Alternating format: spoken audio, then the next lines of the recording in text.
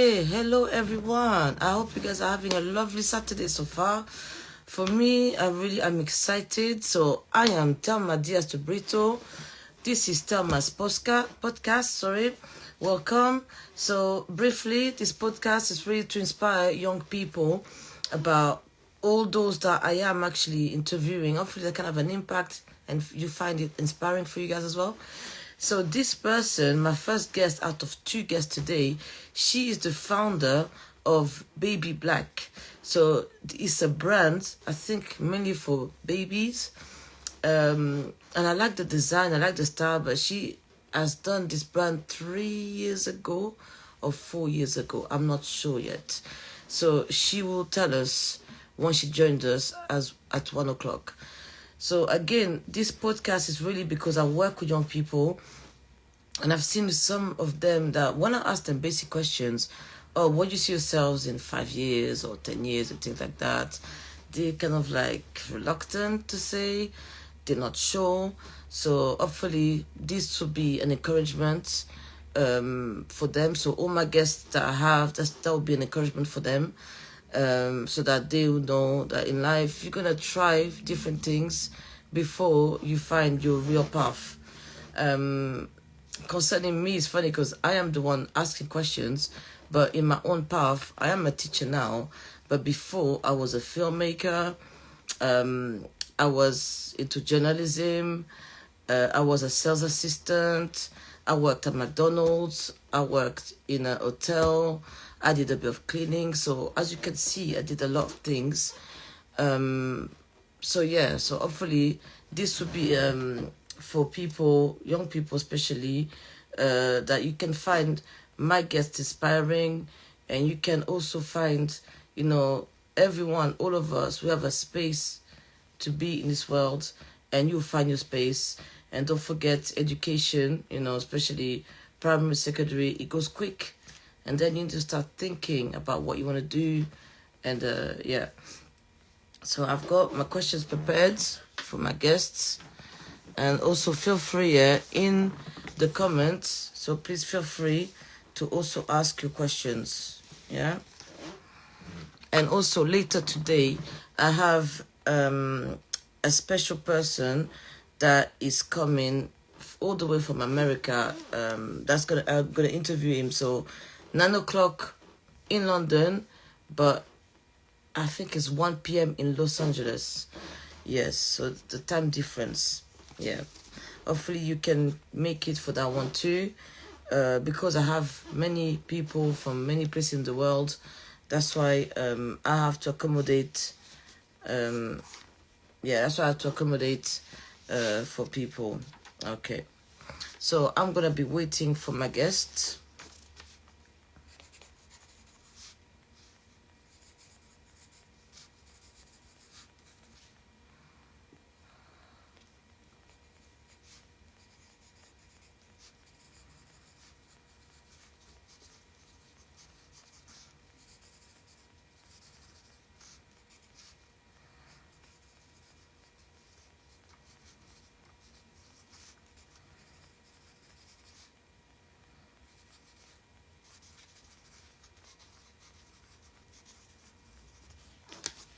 Okay, so in about 2 minutes. Sorry about that. The thing as well that I like to do is when I go live, I want the person to join me whatever time I said. So that's why I always come a little bit earlier. So let me see if I can invite her.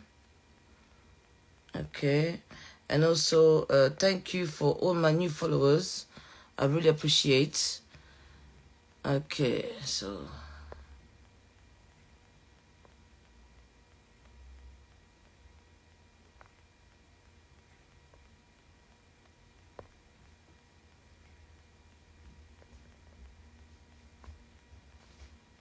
Mom, is my phone in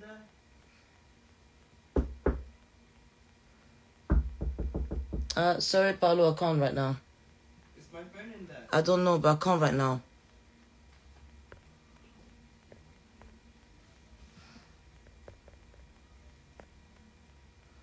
Okay. And also, welcome to my new followers. Sorry, let me see.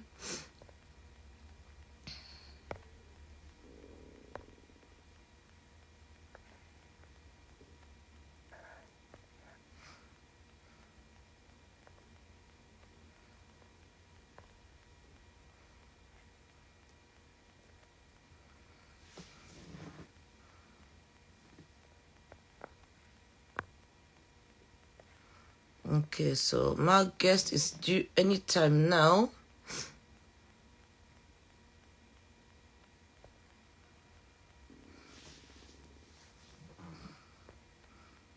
I hope you're all enjoying the heat.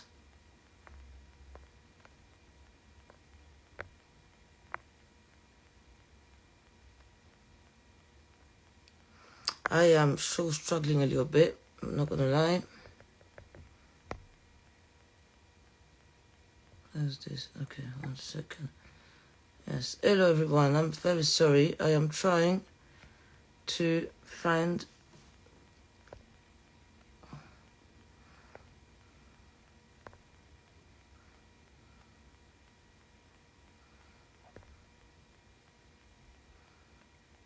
there you go. Okay, perfect. So I need to invite my guest and she's here as well. I can't wait for you guys to meet her. There you go. That's it. Hello. Hello. Hello, I can't see you.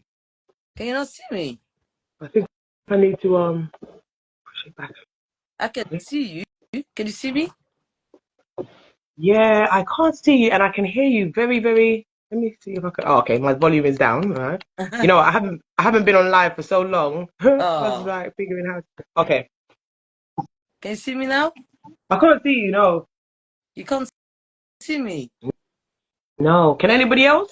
Can anybody else see? Is it Telma? Yes, it's me, Thelma. My Telma. camera Okay, is yeah. on. Because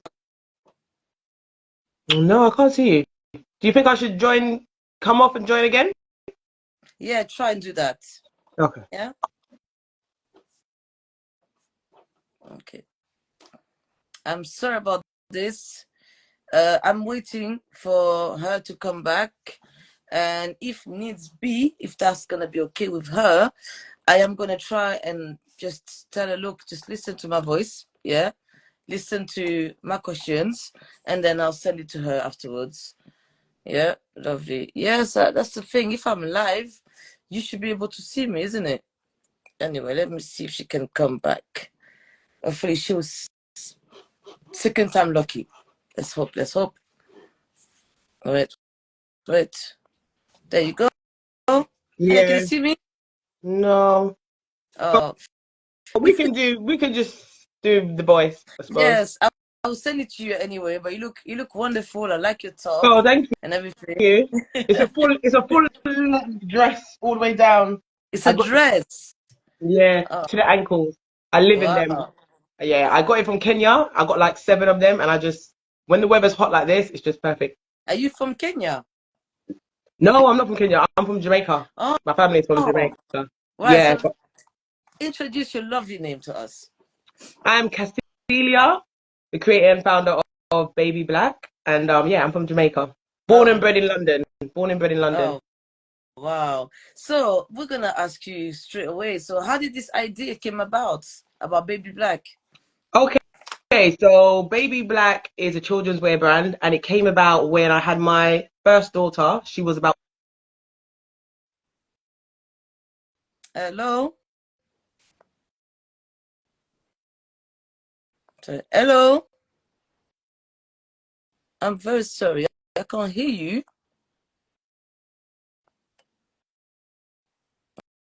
Okay. Can you guys hear her?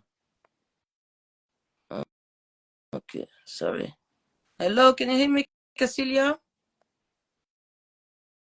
Okay, sorry guys. I'm gonna have to stop. Okay, let me see. Okay, let's see that. Okay. Don't know what's going on today. Okay, I'm joined now. Yes, you are. I don't know what's happened. I Jesus don't know Christ. what's going on. Anyway, so you were telling me about the idea of Baby Black started with your daughter. Is that correct? With my first daughter, yeah, when she was 1 year old, I had an idea that I wanted to get a black outfit for her, and I couldn't find a black outfit anywhere. That was 10 years ago, so she's 10 now. But and I think things have changed a little bit. But at that time, I could just see white, pink, and blue, maybe a Okay. bit of grey, and I was just I was just like, why not? Why no black? Why how come white's everywhere and there's no black? Good. So that was the concept. Yeah, that was the first idea, you know. But I love the design, the logo. How did you come up with that? This baby The black logo logo. design. Yeah, I'll show you the logo in case um Thank you. in case so this is one of my gift boxes. So it's gonna be back to front on here. But this is Yeah. the logo. So this is my daughter's writing actually. Oh, So the idea was conceived when she was about 1, but when I actually started the logo, she was about 4. okay. And I told her to write her letters down, and I wrote her letters, and I brought it to a graphic designer, and said I want it to look like paint marks or like a child had painted. So that Yeah. was kind of the look. And then in here, in the negative of the B here, we have like an Africa, so that Wow.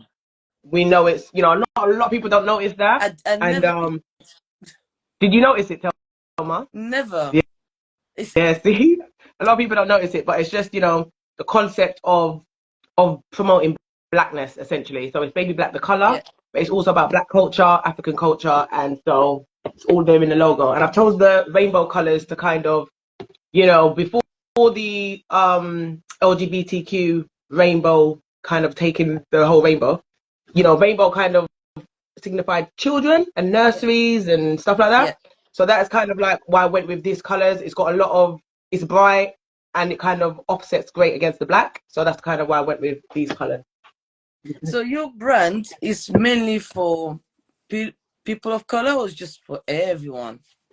You know, as I said, we've got Africa in there. So it's like a for us, by us, FUBU type brand. It's all about promoting blackness. Mm-hmm. But, being out and trading and seeing my customers, because I've traded in John Lewis before. I trade, all over London essentially.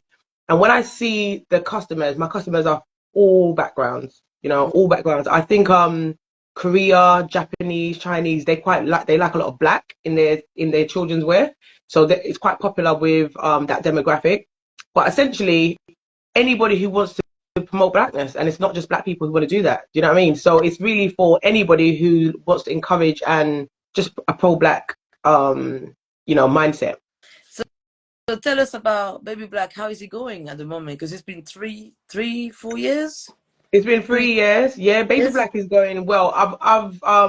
So August, not to kind of digress too much, but I have another business. So in August, I'm very, very busy with another business. So I've kind of had a hiatus from Baby Black, but now I'm back on it, September. And what I've done before August is I was doing a lot of trading. So I was going and doing a lot of market stores, a lot of pop-ups, just going out there, meeting my customers and kind of pushing it that way, Yeah. which went really great. And I always get great feedback. It's really encouraging to kind of go out and see that it's not only me who likes black clothes, you know what I mean? And people really like the aesthetic and the brand. So it's really good in that respect. For October, I have planned to do an exhibition at the Baby Show. So that's like a huge exhibition in Olympia. I think it's Olympia, I've got actually, I think it's Olympia, but it's Earl's Court. Yeah, so it's a huge exhibition. I've got a little stand as a newcomer, as a new business. And so I'm kind of preparing for that. And I expect, great results and just a lot of eyes on the brand there as well. Mhm. So, yeah, I really would like to, between now and, New Year, Christmas kind of thing, kind of push the online sales if I Yeah. can. Because as much as going out to meeting your customers, that's really, really, really great. But it is quite, heavy. It's physical work. It's quite a lot, bringing all the stock and setting up and every day and blah, blah, blah. So I would like to really try and push online if I can. So that's the motive for the rest of the year. So I know my sister's not gonna like this. Forgive me, Maria, but how did you two know each other? Because she obviously introduced me to you because she Yeah. said, "Oh, got my friend that does this amazing clothes and things," and I saw, and I'm like, "This is amazing." So how did you guys Oh, two thank you. meet? Yeah, Maria has been a great, great support. As Yeah, you know, your nieces and nephews have worn the clothes. She's bought the clothes for them. They've modeled it. Your yeah. niece was a beautiful model in one of the photo shoots. But we met at swimming. So her son and my daughter, I think, were swimming at the same time. I don't think they were in the same class necessarily. They might have been. Mhm. But since then, we've just kept in contact. She's a great lady, Maria. Yeah. Thank you. So So yeah, and so she's got her little business as well, and I support her and her little business, and she supports me and my little business, and you know You we do our thing. you calling Baby Black a small business. From what I see, you go Yeah, you know to what? Small. I shouldn't places. be saying small, to be fair, but it's a growing business. It's a growing business. So we support each other in our growing businesses. That's what I should be Yeah, saying. Yeah. that's amazing. So, talking about other ventures, what else have you got in store for us? So you got Baby Uh, Black, you got another business. Can you tell us a bit about it, or it's not yet there yeah, yet? I could do. So I have a small. It's a family business and it's seasonal. So we sell rum punch and jerk chicken. It's my mum's. It started off with my mum's late recipe. My late mum's recipe, should I say? So she's not been with us for 27 years now, but she made a lovely Guinness punch, which is a traditional Jamaican drink, and we decided to bottle it and sell it. And we kind of do it during festivals, Notting Hill Carnival. So it's like a summer type business. And so it gets really busy around August. And so that's what I was doing with that. That's a family business. That's really good. I enjoy that business. It's very hard work, but I enjoy it. And then, as I said, with Baby Black, I'm really just focused on the baby show coming up and just getting ready for Christmas. I really want to kind of push the gift market side and push Baby Black as a gift brand with these gift boxes, basically. And so that's Oh, kind of like where I'm just focused on and, you know, just building up the online rapport.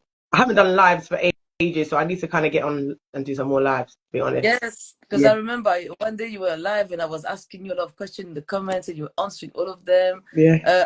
That's the thing. I said to myself, I need to talk to you because the things that you say, it's not like, oh, this is my business and like, showing off yourself. It's like more supporting other people and also inviting people to look at what you do. And to be honest, I have looked at your website and I don't know what to choose for my kids. So I'm gonna let them choose for Yeah. themselves.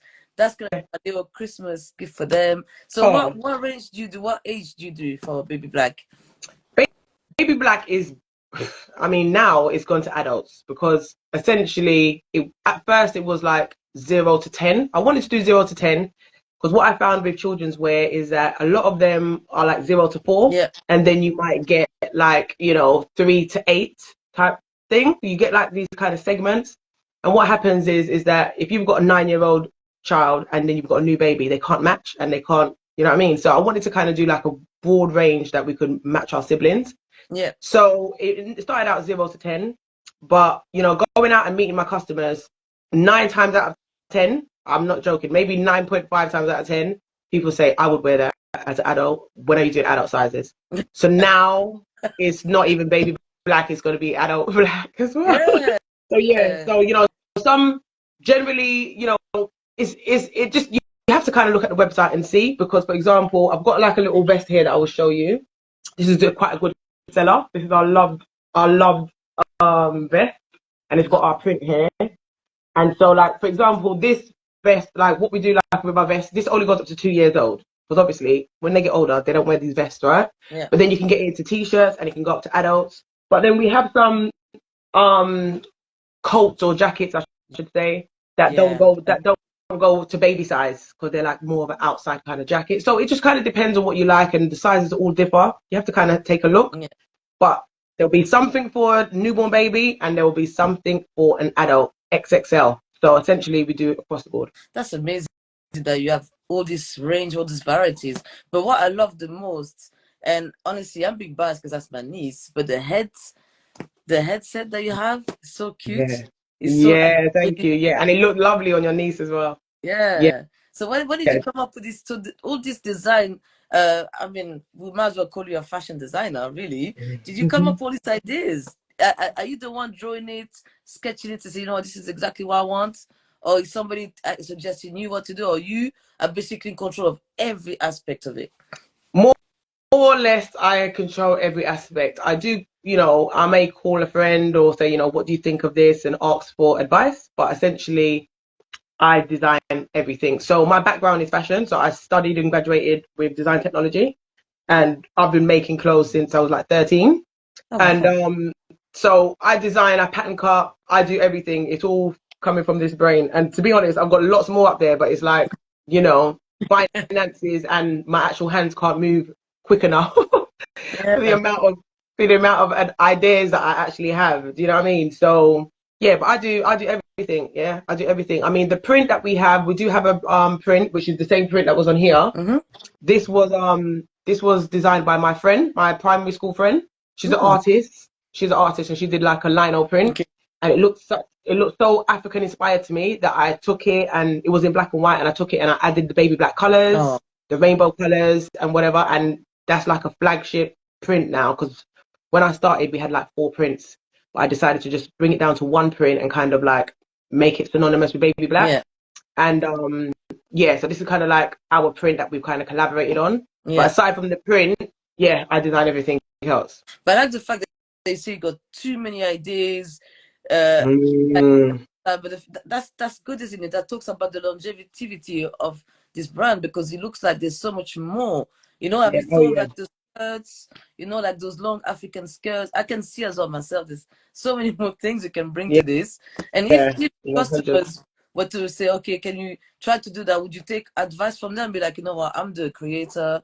I do things my way. Would you take people advice on what they would like to see in Baby Black? Yeah, yeah, I do. I mean, a pet peeve for artists and creatives in general, because especially when I'm trading, is when customers come up and say, "Oh, what you should do is this, and what you should do is that," and I look at the artist, and they're like, they're rolling their eyes, like, "Don't talk to me."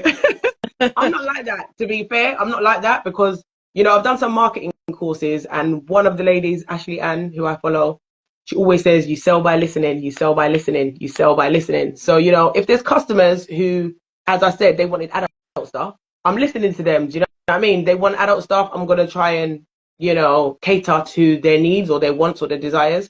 Yeah. But in terms of like friends and family giving their opinion, I'm definitely open. I'm definitely open for it.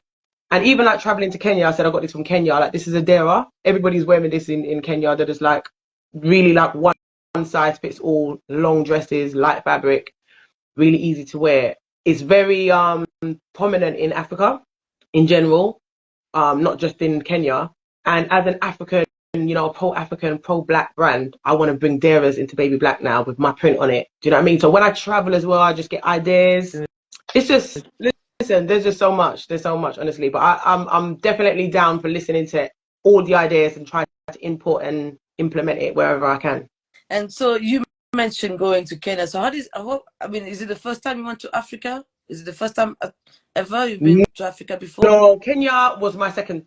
Well, I've been to Morocco. I've been to Morocco a few years back. And then I went to Gambia in 2022, was it? Or Yeah. last year?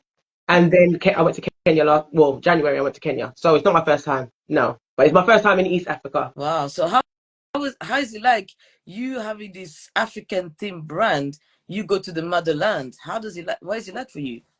Oh, it's just really inspiring. It's really inspiring. And I'm from Jamaica. So, there's a lot to learn in Africa. There's a lot to learn. I mean, some stuff are very similar, but there's Yeah. a lot to learn. My mind is open, and it was just inspiring, I'd say. Just inspiring to see so much. I mean, we went with Rodoho House, Mikel.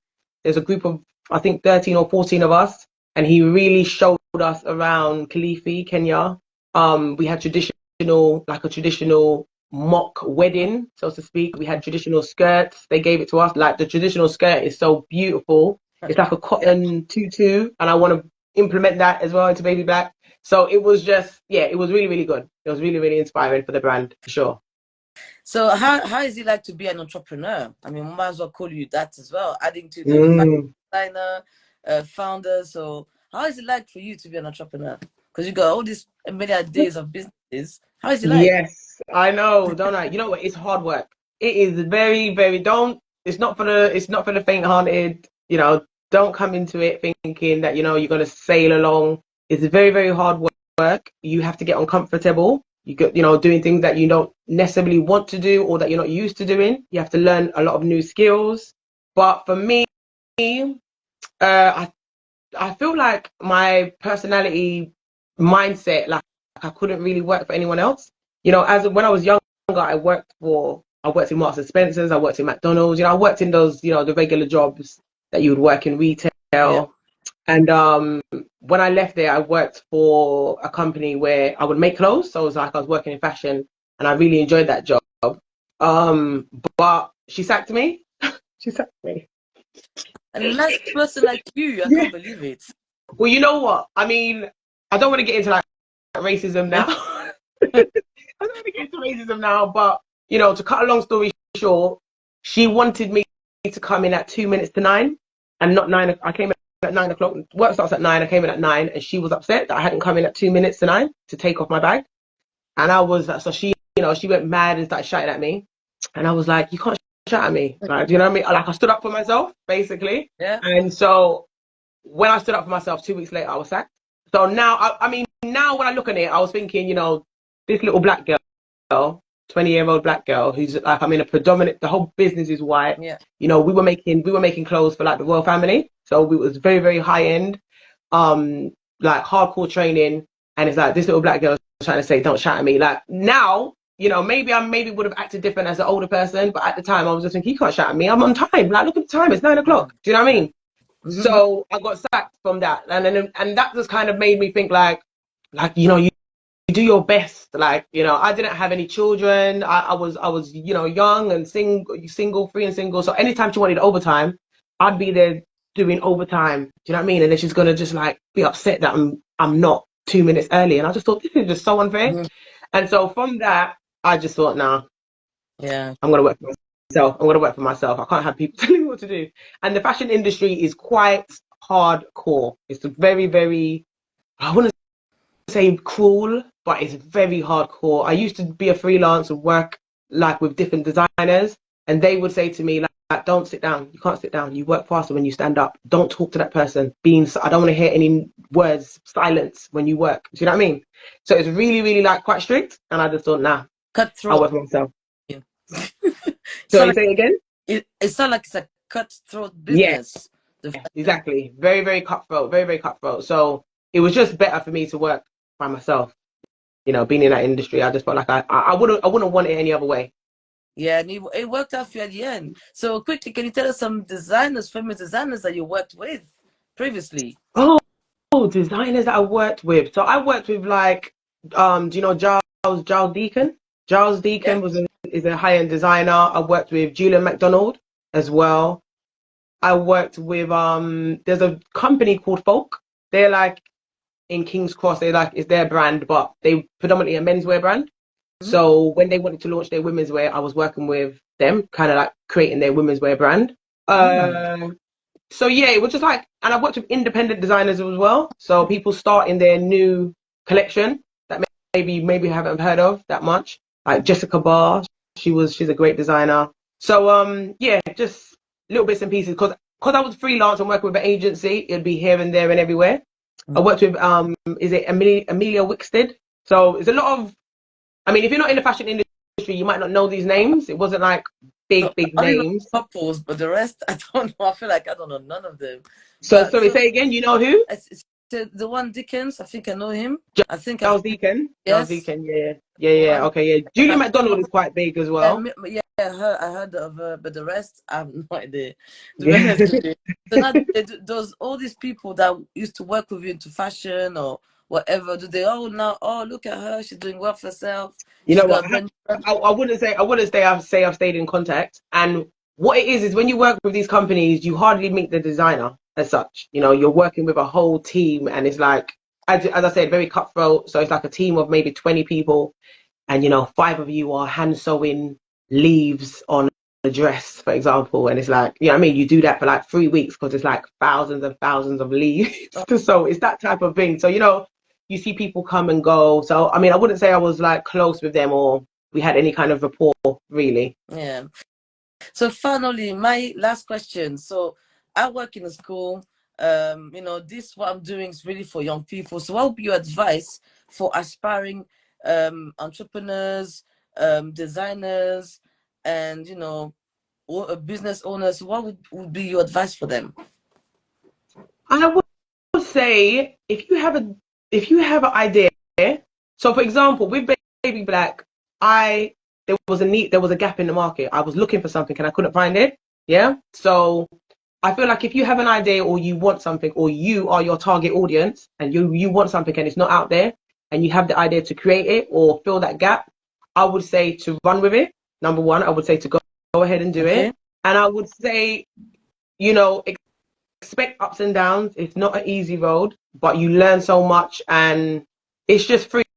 It's really freeing to kind of like be your own boss. So I would Yeah. say, you know, expect ups and downs, but stick with it. And I would say to start early, take risks early. This is the time now. Like if you're living with mum and dad, or you're a student, or you don't have much money, you know, don't think that you need to have like loads of money to start. Don't put all these things in your mind that you need to have in place. Like you have to line your ducks up in a row in order to succeed. You know what I mean? I would say just go ahead and go and do it and take risks. Taking risks young and early is where it's at. You don't want to wait until you've got a house, like a mortgage, and then it's like, oh, how am I going to invest in my business when I've got a mortgage to pay? Do you know what I mean? Yeah. I'd Yeah. say do it early. Do it early while you can. So in high school, I mean, in secondary school, you can start thinking, about it then, because it's not too early, No, So I mean, high school, you can start doing it. You don't have to be thinking about it. I think you could do it. You know, it's not, everything's got to start from somewhere. I know like 9-year-olds doing lemonade stands. They're making lemonade and strawberry, like they've got like a drinks recipe, and they go to stalls and they sell at these stores. They sell their juices. I know, my friend bought some artwork from, I think she was like maybe about 11, and she's an artist. She loves drawing, she loves painting, and she draws her paintings. She makes prints of them and she sells them. And my friend bought one, and her partner bought one as well. So you know what I mean? She's good. making money. She's out here making money and selling her art, and her art is on people's walls. You know what I mean? So I would say high school, not just to think about it. If you can do it, just go ahead and do it. Start small. Nothing's Oh, stopping you. Nothing's stopping you at all. that's so true. That's so inspiring. And thank Mhm. you so much for being my guest. I'm sorry I couldn't Thank see you for you. having me. Thank you for having me. And thank you for your support as well, because you're always supporting and sending positive messages to me. And I've never met you. You know what I mean? I know I've met your sister, but, you know, I appreciate you as well. And I thank you for having me on. So you're going to have me as a new customer. So I need your advice for my 10 and 14-year-old. If you don't sell for 14-year-olds yet, it's fine. Oh, I'll find. no, we do. Because 14-year-olds kind of, what I would say is it kind of that's like a transition age. Okay. So depending on how big or small your 14-year-old is usually like the small adult. Okay. Usually, so when the 14-year-old, when somebody's buying for 14-year-olds, they kind of go for like small or extra small adult t-shirts and hoodies and stuff. So yeah, we've got something. We've got something for your 14-year-old for sure. Thank you for that. So I'm going to be bothering your questions and like, what do Hmm. you think is this? So thank you so much for what you do. I Thank really, really, you. and please, yeah, please carry on what you're doing because it's such a positive brand. I love it. Thank you so Yeah. much. So Thank you so much. I'm not going to give up anytime soon, so you'll still see me here. if you do, we're gonna be on your case, me and my sister. Okay. I believe you. I believe you. Thank you. Have a lovely Saturday. Have a lovely weekend. You too. You too. See you later. See you later. Bye. Bye. Take care. Bye.